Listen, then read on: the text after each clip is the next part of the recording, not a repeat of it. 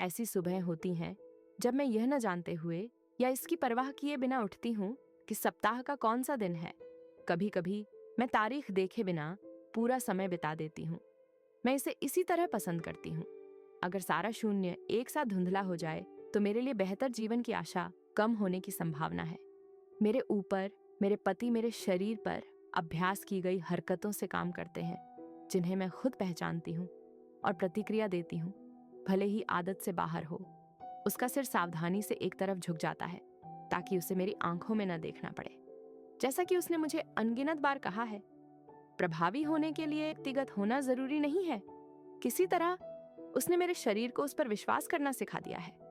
इसे खेला और ऐसी सुबह होती हैं जब मैं यह न जानते हुए या इसकी परवाह किए बिना उठती हूँ कि सप्ताह का कौन सा दिन है। कभी कभी मैं तारीख देखे बिना पूरा समय बिता देती हूँ। मैं इसे इसी तरह पसंद करती हूँ। अगर सारा शून्य एक साथ धुंधला हो जाए तो मेरे लिए बेहतर जीवन की आशा कम होने की संभावना है। मेरे ऊपर, मेरे पति मेरे शरीर पर अभ्यास की गई हरकतों से मेहनत करते हैं, जिन्हें मैं खुद पहचानती हूँ और प्रतिक्रिया देती हूँ, भले ही आदतन ही सही। इसे बजाया और उतनी ही बारीकी से ट्यून किया जैसे कोई संगीतकार किसी वाद्य यंत्र को ट्यून करता है। वह मुझे अपनी पसंद के अनुसार ढालते और ढालते हैं और मैं उन्हें तब तक ऐसा करने देती हूँ जब तक मैं उनके आनंद के लिए प्रोग्राम की गई एक चीज से ज्यादा कुछ नहीं बन जाती, उनकी असल जिंदगी की पोर्न क्वीन सेक्स रोबोट। ये आश्चर्य की बात है कि इतना बुरा व्यवहार पाने के बावजूद भी वह अपनी उपेक्षा के कारण पर प्रतिक्रिया कैसे दे सकती है। उनके छोटे बालों की हल्की खरोंच मेरे चेहरे के एक तरफ रगड़ती है। ये एक ऐसी जलन है जिससे मैं मुंह मोड़ने की हिम्मत नहीं कर पाती।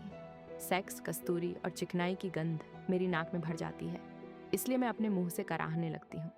उसे अच्छा लगता है जब मैं आवाज करती हूँ, भले ही यह उसके फायदे के लिए हो, न कि मेरी टांगों के बीच उसके द्वारा की जा रही किसी भी हरकत पर कोई वास्तविक प्रतिक्रिया। उंगलियां मेरी कलाइयों की त्वचा को उतनी ही आसानी से जख्मी कर देती हैं जितनी आसानी से वे आड़ू के नाजुक गूदे को कुचल सकती हैं। उंगलियां जो कभी खुशी का कारण हुआ करती थीं, लेकिन अब तबाही के अलावा कुछ नहीं करती हैं। विक की हरकतें मेरी घुटी हुई चीख पर तेज हो जाती हैं जब तक कि वह बिना रुके मुझ में प्रवेश नहीं कर जाता। मैं अपने कूल्हों को उसके साथ समय पर उठाती हूँ ताकि केवल एक चिंगारी को भड़काया जा सके जो मेरे अस्तित्व में आए शून्य को जलाने की गारंटी है। भूलने के लिए कुछ भी। उसके लिंग का प्रत्येक धक्का आनंद और दर्द को मिलाता है। जब तक कि मैं एक को दूसरे से अलग करना नहीं जानती, मेरे कान में उसकी प्रत्येक तीखी सांस के साथ आनंद कम होता जाता है। गुमनामी की तीक्ष्ण धार एक परेशान करने वाली याद में मंद पड़ जाती है। बिना खरोंच के जाने की खुजली। मैं उस पर गुर्राना और पंजे मारना चाहती हूँ, लेकिन इसके बजाय मैं अपनी मुट्ठियों को बेड स्प्रेड में मोड़ लेती हूँ और अपनी आंखों को तब तक बंद कर लेती हूँ जब तक कि कोनों से नमी रिसकर मेरे गालों से नीचे मेरे तकिए को गीला नहीं कर देती। हमारे बगल में नाइट स्टैंड पर एक अलार्म बजता है और मैं मन ही मन लंबे मिनटों की उल्टी गिनती करती हूँ जब तक वह खत्म नहीं कर लेता और मैं पहुंचकर इसे बंद नहीं कर सकती। अपनी बाहों के साथ मेरे चारों ओर एक अथक पिंजरे के रूप में वह मेरे ऊपर अकड़ जाता है और कराहता है। गुमनामी का वादा फीका पड़ जाता है, अपने साथ शून्यता का आनंददायक एहसास ले जाता है। बीप की आवाज राहत के वादे किए गए धुंध को भेद देती। जब वह ऐसा करता है तो मैं बिस्तर पर अपनी तरफ लुढ़क जाती हूँ। जब वह पूछता है कि क्या मेरे लिए सब ठीक है, तो मैं सराहना भरी आवाजें निकालती हूँ और फिर मैं नहाती हूँ और एक और दिन के लिए तैयार हो जाती हूँ। मैं अपने मन में कार्यों की सूची को तब तक दोहराती हूँ जब तक वह एक हाथ पर अपना वजन नहीं डाल लेता और फिर एक और घुरघुराहट के साथ उसे एक तरफ फेंक देता है। मैं राहत की सांस लेती हूँ और खुद को चादर से ढक लेती हूँ। जहाँ तक उसका संबंध है, मैं शर्म महसूस करने की क्षमता बहुत पहले ही खो चुकी हूँ, लेकिन मेरे अंदर एक गहरा हिस्सा है जिसे हमेशा भागने और छिपने की जरूरत होती है। वह संतुष्ट कराह के साथ अपनी पीठ पर गिर जाता है और एक मांसल हाथ से अपने पेट पर पंजे मारता है। तुम्हें नहाने की जरूरत है, वह कहता है। तुम बकवास लग रहे हो। उसका एक और इतना सूक्ष्म कटाक्ष नहीं। जैसे ही वह बिस्तर से झूलता है, मेरी सांसें और हृदय गति सामान्य हो जाती हैं और मैं अभी से ही अपने दिन की शुरुआत करने के लिए सेकंड गिनने लगता हूँ, भले ही मुझे कल सुबह से ही सब कुछ फिर से शुरू करना पड़े। वह धीरे धीरे मेज की कुर्सी तक जाता है, अपना गाउन निकालता है और उसे अपने कंधों पर डाल लेता है। बिना एक शब्द कहे पीछे मुड़कर देखे या इस बात की चिंता भी नहीं जताई कि मेरी बात पूरी भी नहीं हुई थी कि वह बेडरूम से बाहर चला गया और दालान में गायब हो गया।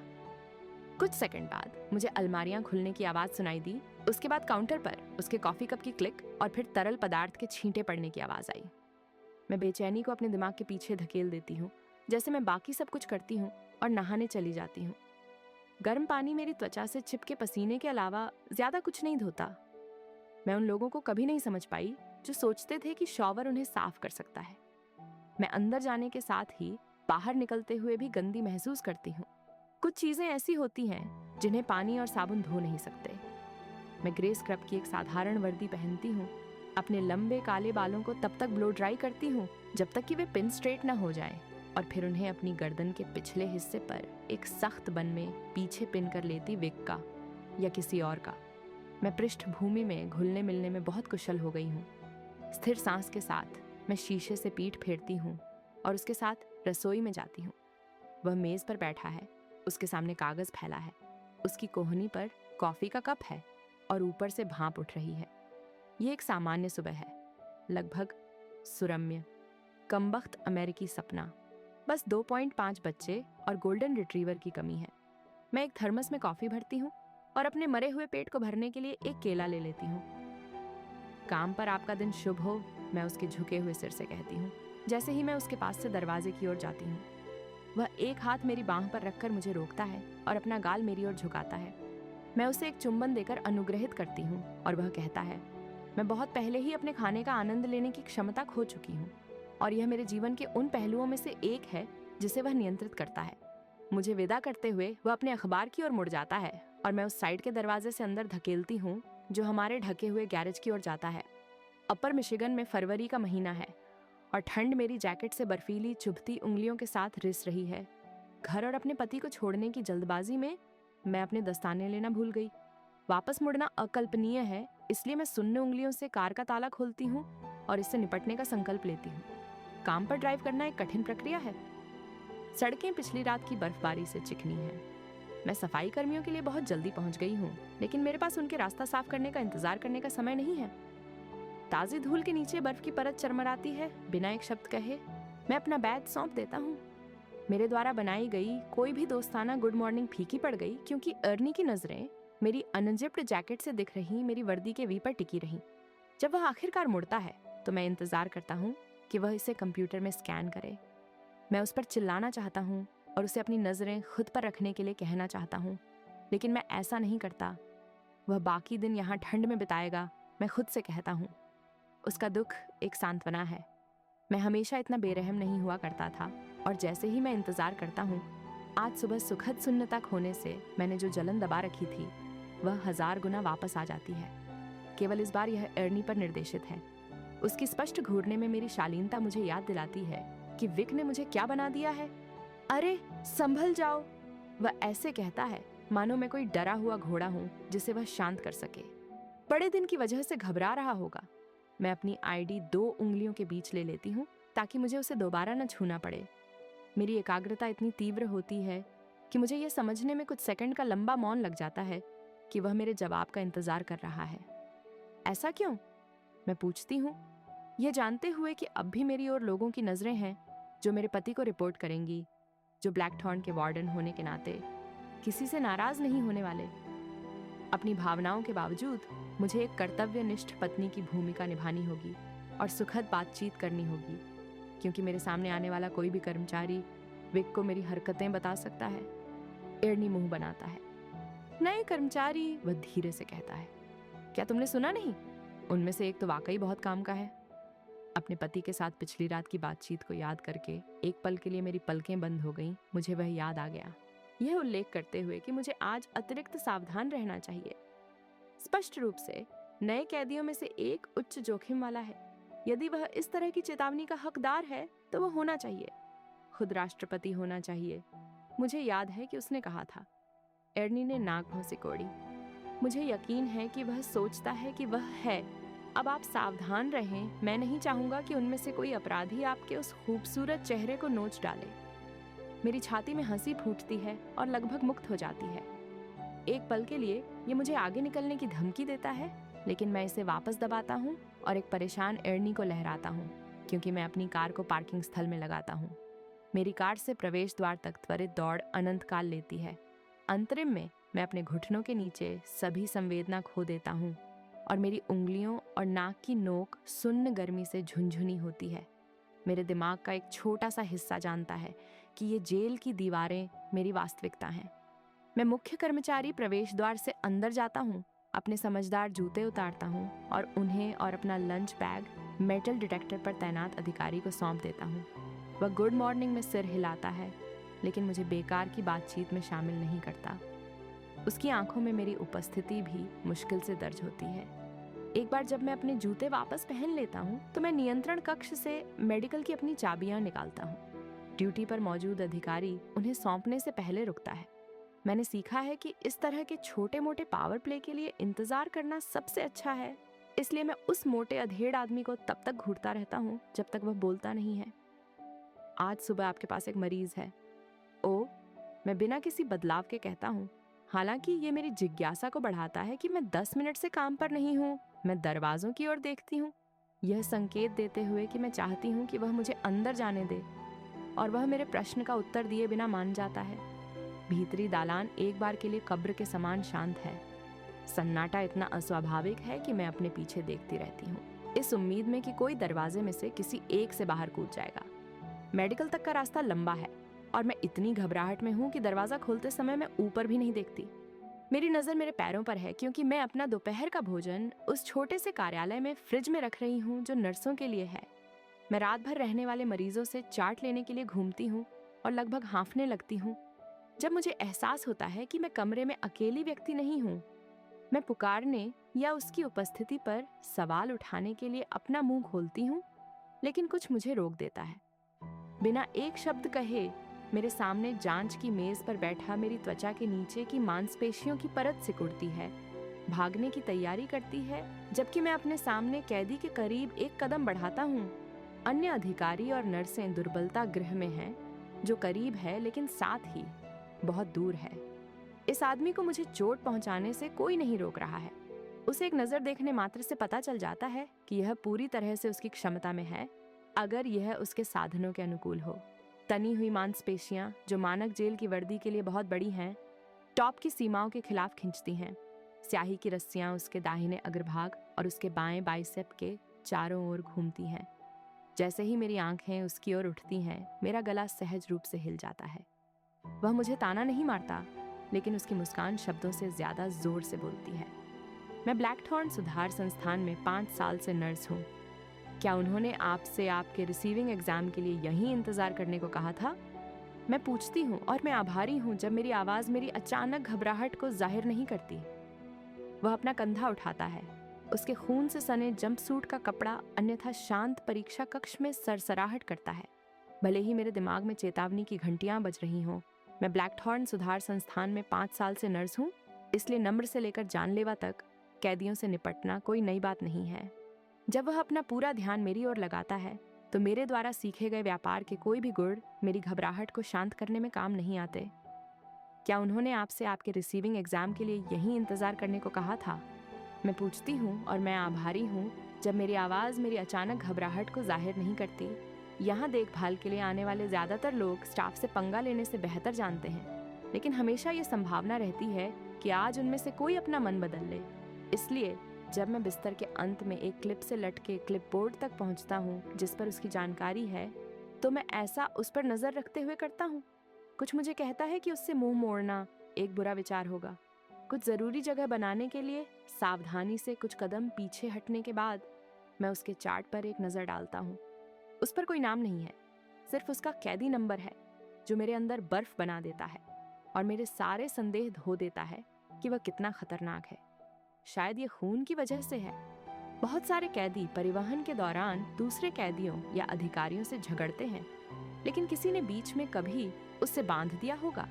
उसकी नाक पर पट्टी बंधी है और गाल पर टेप। उसके मुंह पर खून शायद किसी टूटे हुए दांत का होगा, या उसके होंठ पर कट लग गया।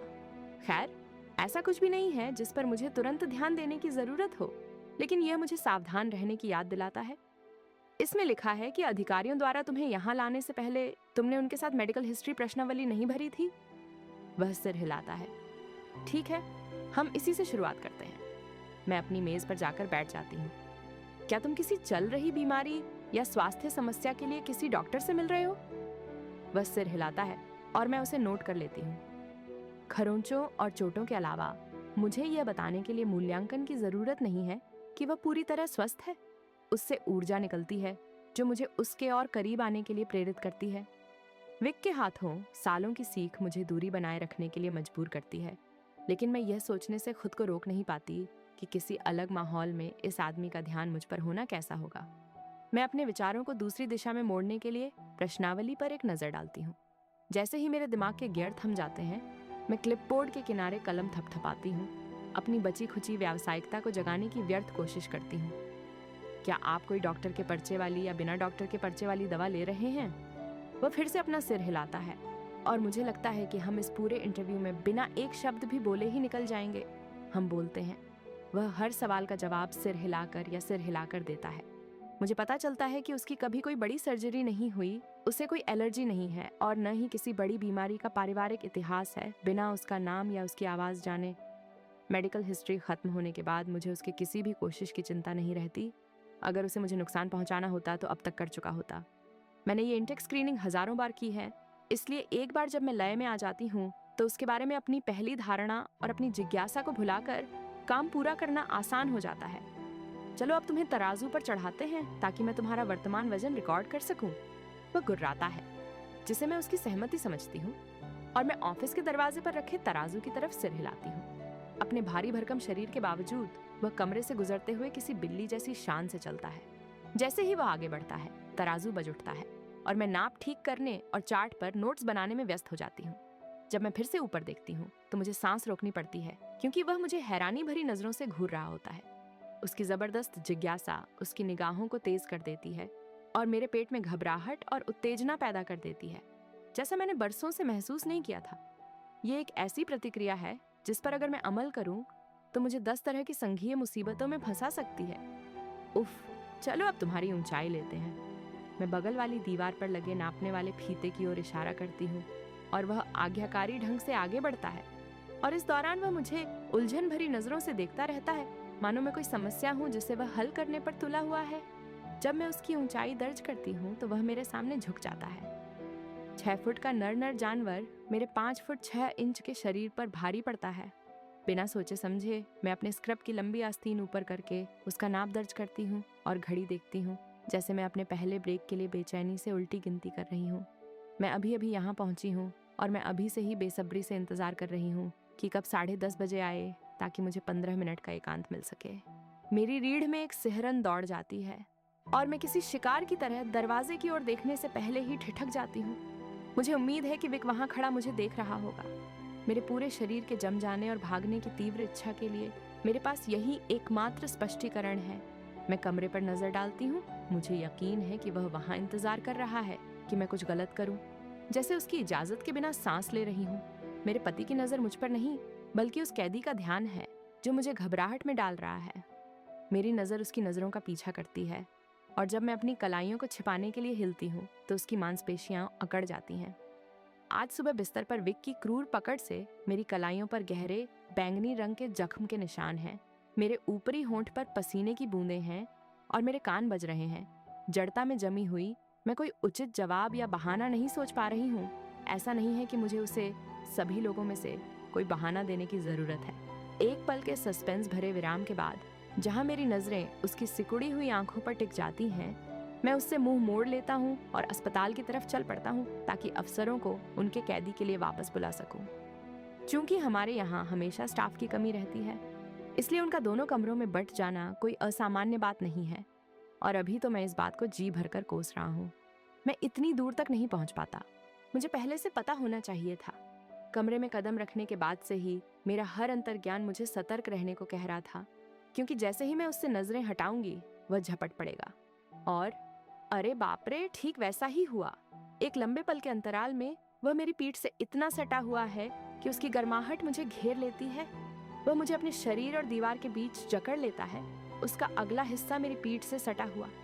गहरे डर का एक बार मुझे जकड़ लेता है और मैं अपने गले से फूटने वाली सिसकी को नियंत्रित नहीं कर पाती। वह मुझे छूने की गलती नहीं करता, लेकिन फिर भी खतरा मौजूद है और यही वह मुझे बताना चाहता है। वह भले ही सलाखों के पीछे हो, लेकिन अभी उसके पास ही ताकत है। वह पहली बार बोलता है और मेरा शरीर बर्फ में बदल जाता है। कम से कम मुझे उम्मीद है कि यह बर्फ ही होगी। एकमात्र अन्य स्पष्टीकरण ऐसा है जिस पर मैं विचार भी नहीं करूंगी। क्या किसी ने तुम्हें चोट पहुंचाई है, छोटे चूहे? उसकी आवाज उतनी ही खोखली और कठोर है जितनी उसकी निगाहें थीं, रहस्यों और झूठों का अथाह गर्त। वह हिलता है, लेकिन फिर भी मुझे छूता नहीं है, क्योंकि वह आगे झुकता है और सांस लेता है। क्या वह मेरे बालों को सूंघ रहा है? क्या इसीलिए तुम ऐसी लग रही हो जैसे कि तुम वापस किसी गड्ढे में घुस जाना चाहती हो? शब्द असंभव हैं। उससे इससे कोई फर्क नहीं पड़ता, क्योंकि वह बोलता रहता है। तुम्हारी जैसी लड़की इस जगह पर क्या कर रही है? उसे उम्मीद नहीं है कि मैं जवाब दूंगी, इसलिए मैं नहीं देती। मुझे नहीं लगता कि मैं कोशिश करके भी दे पाऊंगी। उसने मेरे कंधे पर हाथ रखा, पहली बार मुझे छूकर इशारा किया कि वह चाहता है कि मैं घूम जाऊं। तो मैं घूम जाती हूँ, ये सुनिश्चित करते हुए कि मैं उस पर सतर्क रहूं। सांस मेरे होठों से अटक अटक कर निकल जाती है। मेरे हाथ मेरी बगल में मुट्ठी में बंध जाते हैं। उसके हाथ उठते हैं और मैं सिहर जाती हूँ। मेरी प्रतिक्रिया इतनी सूक्ष्म, मैं बस इंतजार कर सकती हूँ। जैसे ही वह मेरा आईडी कार्ड अपनी दृष्टि रेखा में उठाता है, सफेद मेरी दृष्टि में आ जाता है। जब वह मेरी तस्वीर और नाम को देखता है तो मैं अपने पेट में जमा बर्फ से कांप जाती हूँ। टेसा एमरसन आरेन। वह मेरी आंखों में गहराई से देखते हुए धीरे से कहता है, आपसे आधिकारिक रूप से मिलकर अच्छा लगा। मुझे लगता है कि हम एक दूसरे को बहुत देखेंगे। शायद यह मेरे गुर्राते पति के नीचे बिताई गई सुबह है। शायद यह इस अपराधी की आंखों में अति आत्मविश्वास भरी चमक है। शायद यह पागलपन है। जो भी हो, यह मेरे अंदर बनता है। मेरी त्वचा कस जाती है और मैं लगभग उम्मीद करती हूँ कि यह फट जाएगी और फट जाएगी, लेकिन ऐसा नहीं होता है। इसके बजाय मेरी बाहें आगे बढ़ती हैं और मैं अपनी हथेलियों से उसकी छाती पर धक्का देती हूँ। हमारे बीच का माहौल तनाव से भरा है और मैं लालच भरे घूंटों से इसे अपने अंदर खींचती रहती हूँ, लेकिन ये काफी नहीं है। हालांकि मेरे गुस्से का भड़कना उसे खुश करता है, क्योंकि उसकी आंखों के कोनों की झुर्रियां फड़कती हैं और वह एक भयानक मुस्कान के साथ अपने दांत निकाल देता है। मुझे लगता है कि उसकी खुशी से मेरी आवाज और मेरी चिड़चिड़ाहट बढ़ती जा रही है। मैं ही नियंत्रण में हूँ। पीछे हट जाओ, मैं आदेश देती हूँ। अपनी आवाज में थोड़ी कठोरता लाना चाहती हूँ। जैसे ही अधिकारी अगला पल दिखाने के लिए चुनते हैं, वह असामान्य संतुष्टि दिखाते हुए अपने हाथ ऊपर उठा लेता है। उनकी नजरें कैदी और मेरे बीच तब तक घूमती रहती हैं जब तक कि वे आखिरकार मुझ पर टिकी नहीं रहती। क्या यहाँ सब ठीक है? उनमें से एक पूछता है। मैं उसके दुर्व्यवहार की रिपोर्ट कर सकती एक अधिकारी को यह बताने का मतलब केवल ये होगा कि फुसफुसाहट मेरे पति तक पहुंच जाएगी और मुझे इसकी कीमत चुकानी होगी। पहली बार मुझे इस जीवन से नाराजगी है जिसे विक ने मुझे जीने के लिए मजबूर किया है। जो अधिकारी बोल रहा था वह अधीरता से अपने दांतों से चूस रहा है। ध्वनि मेरी संवेदनशील त्वचा पर एक अवांछित कीड़े की तरह रेंगती है और मैं कांप जाती हूँ। ठीक है, मैं कुछ सेकंड बाद जवाब देती हूँ, असहज विराम को सहन करने में असमर्थ। सब कुछ ठीक है। निश्चित रूप से सब कुछ ठीक नहीं है। मेरी नाक से खून टपकता है और मैं अपनी दाहिनी आंख से नहीं देख सकती। गहरा लाल तरल प्राचीन टाइल के फर्श पर फैल जाता है और ग्राउट लाइन के साथ दौड़ता है। अस्पष्ट रूप से मैं विचार करती हूँ कि मुझे इसे साफ करने में कितना समय लगेगा, क्योंकि मेरे पति मेरे बाल पकड़ते हैं और मुझे वापस मेरे पैरों पर खड़ा करते हैं। तुमने मुझे मूर्ख की तरह दिखाया। इससे कोई फर्क नहीं पड़ता कि कैदी और मेरे बीच कुछ हुआ ही नहीं था। इससे कोई फर्क नहीं पड़ता कि मैंने उस आदमी पर कभी हाथ नहीं उठाया था, न ही उसे अपनी निजी जगह से बाहर धकेलने की कोशिश की थी। फर्क तो बस इतना था कि विक ने अपने विकृत दिमाग में जो भी गड़बड़ कर देने वाली स्थिति की कल्पना की थी, मेरे मनगढ़ंत पापों को क्षमा करने के लिए वो मुझे अपनी तरह की यातना दे रहा है। मौत तक साथ रहेगी, है ना? मैं पहले भी उसके दुर्व्यवहार की रिपोर्ट दर्ज कराने पुलिस के पास गई थी। मैंने तो यहाँ तक कहा कि मैं आरोप भी दर्ज करा दूंगी। मैं बहुत डरी हुई थी, लेकिन मैंने खुद को बचाने के लिए वही किया जो मुझे लगा कि करना ही होगा। लेकिन माननीय न्यायाधीश एडवर्ड मिल्टन, मैं उनका नाम कभी नहीं भूलूंगी, ने केस रद्द कर दिया। विक को सजा मिलने के बजाय मुझे ही सजा सुनाई गई और एक भावनात्मक रूप से अस्थिर महिला के रूप में खारिज कर दिया गया।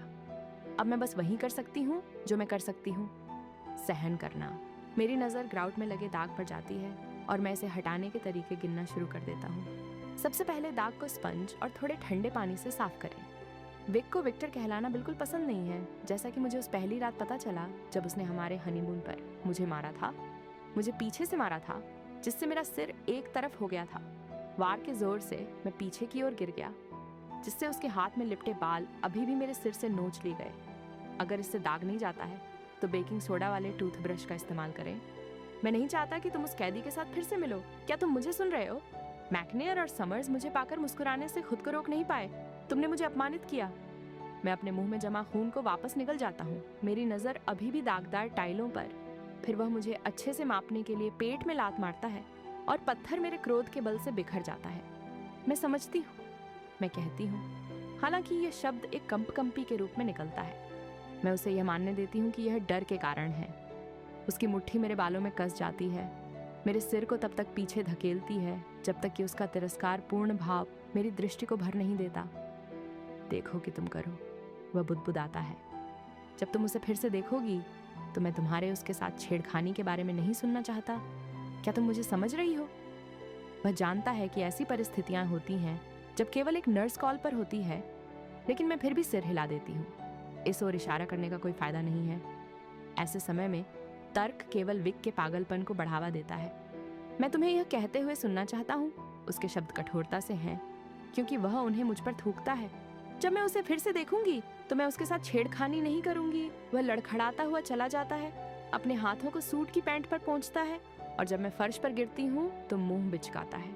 मेरे चेहरे पर दबी ठंडी टाइल मुझे जमीन पर गिरा देती है और मैं अपने नाखूनों को उसके चेहरे पर लगाने के बजाय गलीचे के ढेर में गड़ा देती हूँ।